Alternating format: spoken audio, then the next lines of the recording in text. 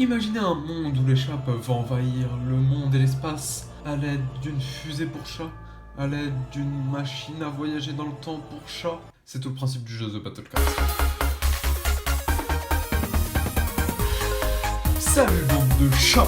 The Battle Cat c'est un jeu mobile gratuit disponible sur l'App Store et le Google Play Store, développé par Ponos qui est sorti en 2014, ou 2013, j'arrive jamais à m'en souvenir. Le gameplay est simple, c'est du Tower Defense en une dimension, c'est-à-dire qu'il y a une seule ligne sur laquelle peuvent se déplacer les unités ennemies et les unités des chats. Depuis, il a été téléchargé par plus de 50 millions d'appareils à travers le monde, et encore ça a encore augmenté ces derniers temps. Et donc le but est simple, c'est de détruire la base des méchants en employant des chats plus ou moins ressemblant à des chats normaux ou divers.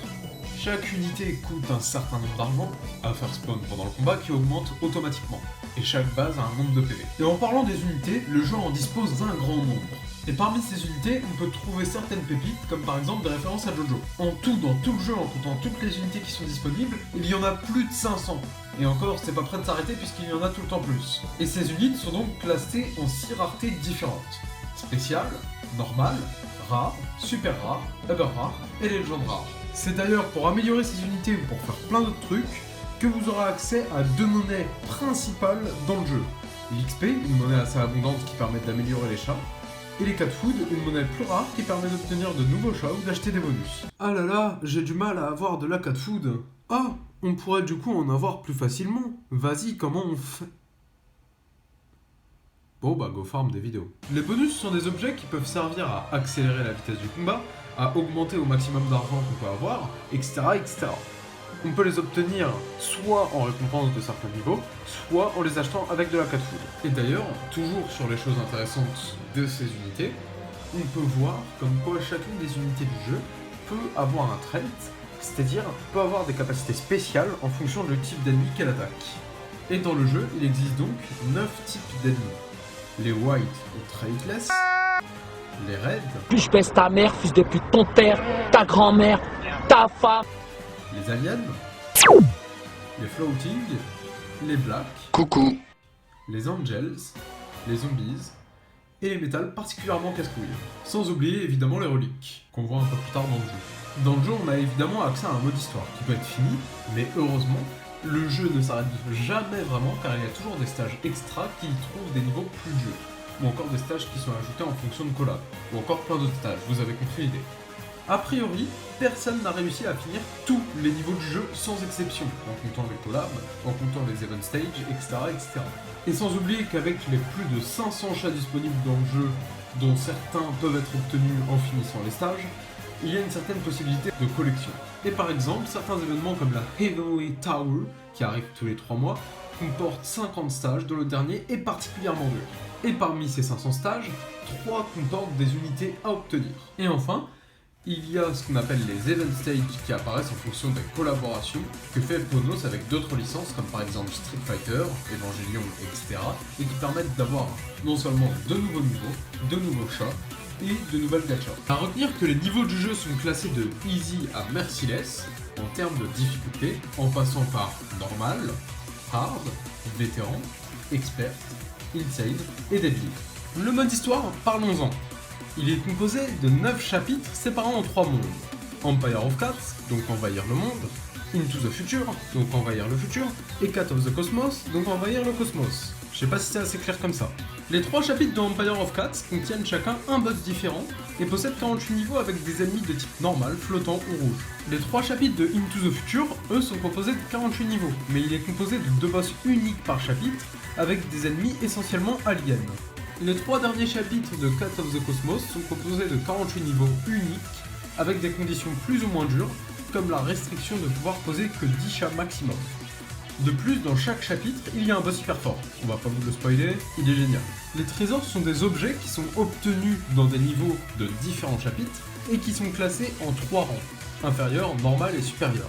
Il y en a un par niveau de chaque chapitre, donc en tout ça fait beaucoup de trésors. Lorsqu'ils sont tous assemblés par zone, ils peuvent débloquer des améliorations comme plus de santé, plus de money, plus de capacité de stockage de money, plus d'attaque pour les chats, etc., etc. Mais il y a un problème avec les trésors. c'est que c'est terriblement long à farm, hein, je vous jure, les trésors à chaque niveau faut farmer plus de 10 heures, et le pire c'est que c'est giga répétitif, mon dieu. Par exemple, mon pote Eros qui est sur le serve, hein, rejoignez le serve s'il vous plaît, a dû faire 21 fois un niveau pour avoir juste un seul trésor supérieur. Mais what? Et me sortez pas, mais oui, mais Ravel, il y a les trésors radars. Non, en fait, juste j'en ai rien à foutre parce que les trésors radars ça coûte ultra cher, c'est ultra dur à farm, et même on les utilise que sur les niveaux où on peut obtenir des chats, c'est tout.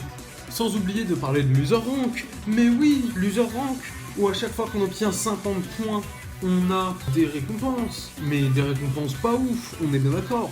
Et puis, comment est-ce qu'on fait pour augmenter son user rank? Eh ben, il faut farm, mais oui, il faut améliorer nos chats, mais c'est génial. C'est du gameplay, ça. J'adore, ça pue, donnez-moi encore, s'il vous plaît. Et enfin, sans parler du système le plus chiant du jeu, l'énergie que tout le monde a accepté comme une lettre à la poste. Parce que l'énergie, c'est quoi?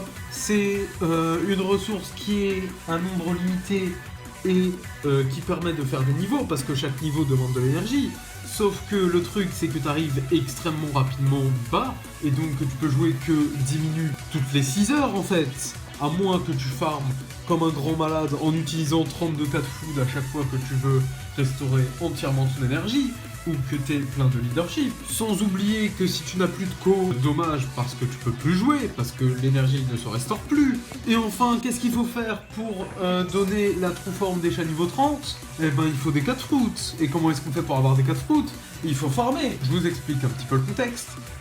Les 4 fruits permettent d'obtenir ce qu'on appelle des true formes chez les chats, et les chats niveau 30 ou niveau 20 en fonction des unités peuvent avoir une true forme de manière différente, mais en très grande majorité c'est en utilisant des 4 fruits et en payant un peu d'XP. Le truc c'est que les true formes c'est génial parce que ça permet d'améliorer plein de stats chez les chats, et ça permet même de les faire passer de trash tier à top tier ultime.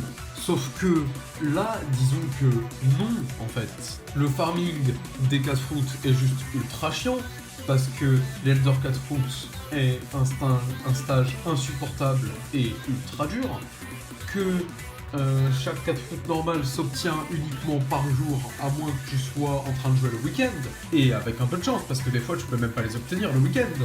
Pour obtenir des épiques 4 fruits, il faut juste de la chance, parce que sinon c'est pas marrant.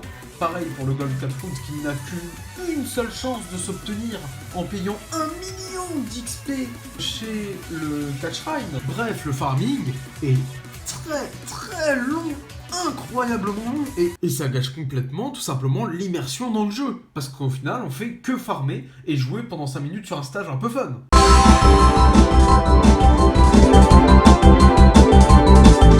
The Battle Cat c'est donc un bon jeu dans l'ensemble, mais ses défauts lui font perdre en valeur, comme par exemple le farming, comme on l'a vu juste avant, qui est juste ultra répétitif et extrêmement chiant, sans aucun intérêt. Mais après, puisque c'est un jeu mobile, est-ce qu'on peut vraiment le blâmer pour ça? Ça, c'est à voir. De plus, le total d'énergie maximum n'est pas énorme, donc entre 10 à 30 minutes de jeu, tu peux plus jouer, à moins que tu aies des leaderships ou encore de la cat food. Mais le jeu reste un de mes jeux préférés sur mobile. Avec tous les niveaux disponibles, on s'ennuie jamais. Avec tous les chats qu'on a, on s'ennuie jamais. La communauté est géniale, très à l'écoute, et elle t'aide directement lorsque t'es bloqué à un niveau. De plus, les mises à jour régulières et les event stages qui sont disponibles de manière hebdomadaire, de manière journalière ou encore tous les mois, rendent tout simplement le jeu ultra complet. Donc pour la note, je donnerai un 17 sur 20 avec mention wiki ultra complet.